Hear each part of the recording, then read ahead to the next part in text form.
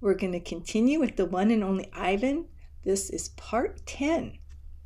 When we left off last, Ruby is very sad that Stella has passed away, and she asks Ivan for a story from when he was young, and he can't remember anything, but then he starts. He says, "Once upon a time," and he tells her about when he was young. When he was a baby, he had a twin sister named Tag, and but they were captured and put in a dark crate, and Tag did not survive. And the person who opened the crate was Mac, and Mac raised Ivan as a human baby. Right. Hunger. In my new life as a human, I was well tended. I ate lettuce leaves with Thousand Island dressing and caramel apples and popcorn with butter. My belly ballooned. But hunger, like food, comes in many shapes and colors.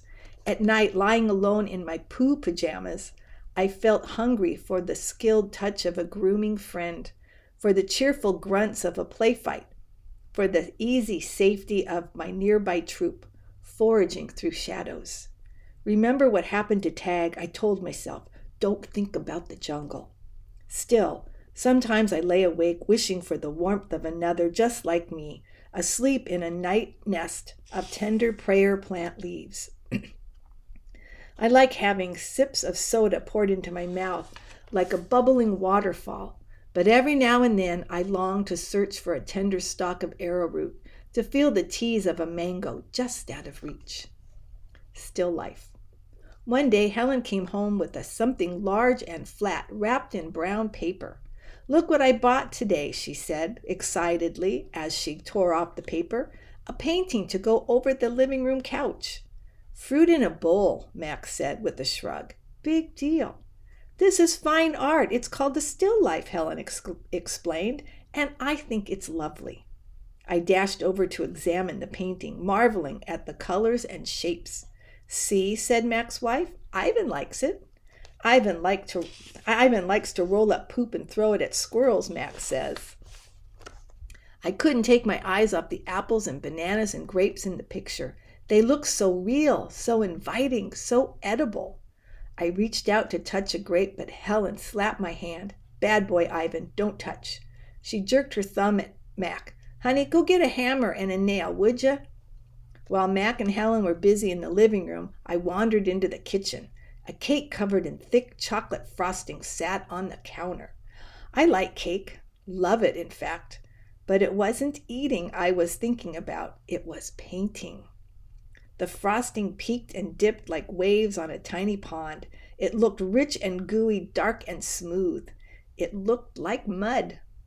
I scooped up a handful of frosting. I scooped up another. I headed to the refrigerator door. It was perfect, an empty, white, waiting canvas. The frosting wasn't as easy to work with as jungle mud. It was stickier and, of course, more tempting to eat. But I kept at it. I scraped up every last bit of the frosting. I may have eaten a little cake, too. I don't remember what I was trying to paint, a banana most likely. I suppose I knew I was going to get in trouble. But at that moment, I just didn't care. I wanted to make something the way I used to. I wanted to be an artist again. The punishment. I soon learned that humans can screech even louder than monkeys. After that, I was never allowed in the kitchen. Babies. Back in those days, the Big Top Mall was smaller. It had a pony ride, a wooden train that bustled around the parking lot, a few beragged parrots, and a surly spider monkey. But when Mac brought me a baby gorilla dressed in a crisp tuxedo to the mall, everything changed. People came from far and wide to have their pictures taken with me. They brought me blocks and a toy guitar. They held me in their laps. Once I even held a baby in mine. Oh, they put the baby in his lap. She was small and slippery. Bubbles flowed from her lips. She squeezed my fingers. Her rear was puffy with padding. Her legs bowed like bent twigs. I made a face. She made a face. I grunted. She grunted. I was so afraid she would fall that I squeezed her tightly, and her mother yanked her away. I wonder if my mother ever worried about dropping us. We always held on, but that's easier to do when your mother is furry. Human babies are an ugly lot, but their eyes are like our baby eyes. Too big for their faces and for the world. Beds. One day, after many weeks of loud talking, Helen packed a bag and slammed the front door and never came back. I don't know why. I never know the why of humans. That night I slept with Mac in his bed. My old nests were woven of leaves and sticks and shaped like his bathtub, cool green cocoons. Mac's bed was, like mine, was flat, hot, without sticks or stars. Still, he made a sleeping sound like the rumble my father used to make when all was well, a sound from deep inside his belly. My place. Mac grew sullen. I grew bigger. I became what I was meant to be. Too large for chairs, too strong for hugs, too big for human life. I tried to stay calm, to move with dignity. I did my best to eat daintily. But humans always are hard to learn, especially when you're not a human. Oh, human ways are hard to learn, especially when you're not a human. When I saw my new domain, I was thrilled. And who wouldn't have been? It had no furniture to break, no glasses to smash, no toilets to drop. Mac's key into.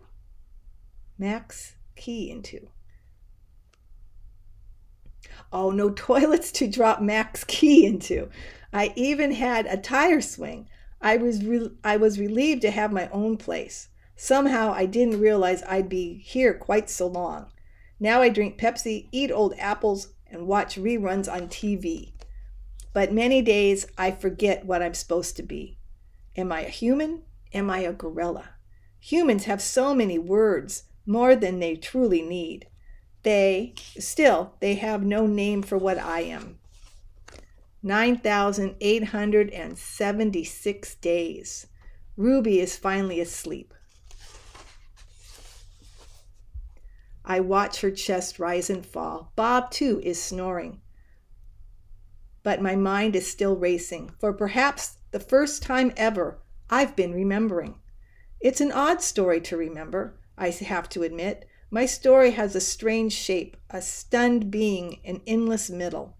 I count all the days I've lived with humans. Gorillas count as well as anyone, although it's not a particularly useful skill to have in the wild. I've forgotten so many things, and yet I always know precisely how many days I've been in my domain. I take one of the magic markers Julia gave me. I make an X, a small one, on my painted jungle wall. I make more X's and more. I make an X for every day of my life with humans. My marks look like this. Oh, here's his X's.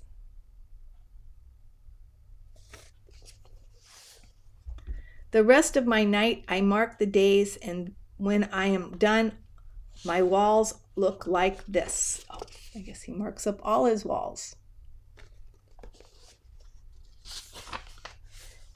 And so on until there are 9,876 X's marching across my wall like a parade of ugly insects. A visit. It's almost morning when I hear steps. It's Mac. He has a sharp smell. He weaves as he walks. He stands next to my domain. His eyes are red. He is staring out the window at the empty parking lot. Ivan, my man, he mumbles. Ivan, he presses his forehead against the glass. We've been through a lot, you and me.